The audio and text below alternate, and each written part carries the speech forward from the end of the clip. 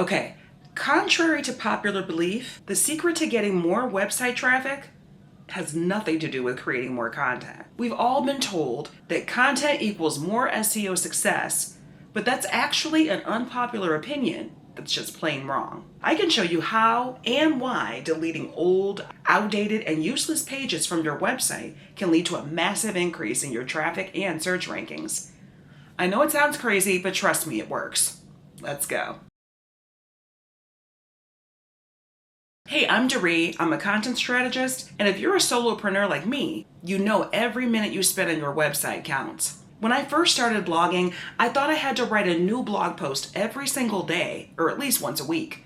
So I did my best to keep up, but as the content on my site grew, my traffic didn't. It was frustrating, and I felt like I was spinning my wheels. Then, fast forward to learning what I know now about content pruning. That changed everything. So in this video, we're going to break down what content pruning is, why it's so important for your SEO, even in the age of AI, and a simple step-by-step process that you can follow to clean up your site and get real results. I'll even share some of the tools that I use to make this super easy. By the end of this video, you'll be ready to start trimming your way to a healthier and more successful website. So, what is content pruning? What does that mean? I'll use a garden analogy. If you have trees or a garden, you know you have to prune dead materials from your plants to keep them healthy, yes? Well, imagine that your website is that garden. Content pruning is the process of removing or improving the old, low quality, or duplicate pages from your website to improve your SEO and findability. You do want clients to find you online, right? When you regularly do content pruning on your website, you're basically telling search engines, hey, focus on my best stuff. Don't worry about these weak pages over there. Indeed, content pruning is part of the process that I talked about in last week's video about content audits. Like I said before, more content does not necessarily mean better SEO. Google's algorithm, all search engines, even though they're prioritizing AI, they still prioritize quality over quantity. Weak, outdated content on your website can hurt your site's authority and cause search engines to rank it lower than other sites with similar topics. In one case study, HomescienceTools.com removed over 200 underperforming blog posts, and 2 months later, their revenue increased by 64%. 64%. How could your business benefit from a 64% increase in revenue or in traffic?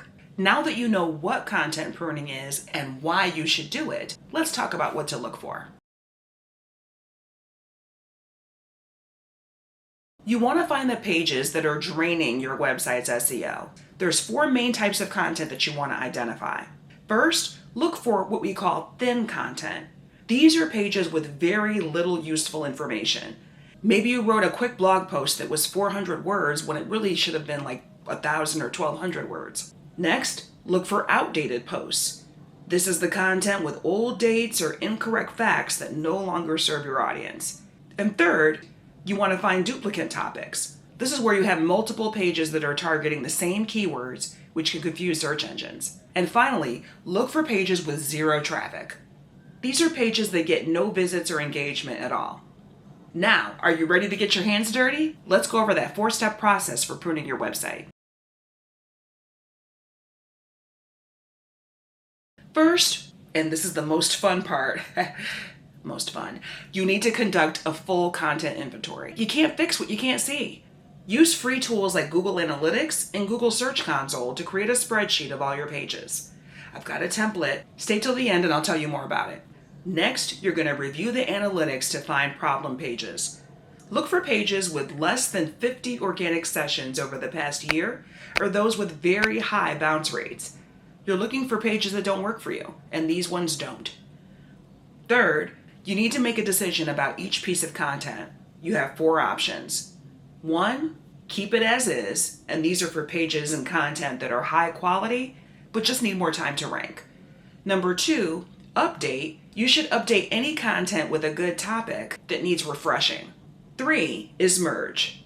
You want to merge or put together and combine similar pages into a stronger piece. And then 4, delete. Just trash any page that has no purpose and can't be revived. And finally, handle your redirects and broken links properly.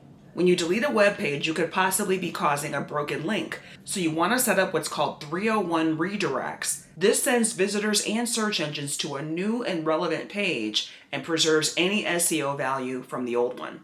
Basically, you don't want anyone to come to a page and then see 404. You want to have your website redirect automatically to the correct page. I have a link in my full blog post that explains how to do the 301 redirects. Content pruning is a very intensive process and it should be used as part of your content auditing process, but it's going to revive your website, trust me. Removing the low quality pages from your website will improve your rankings and make your site faster and easier to navigate.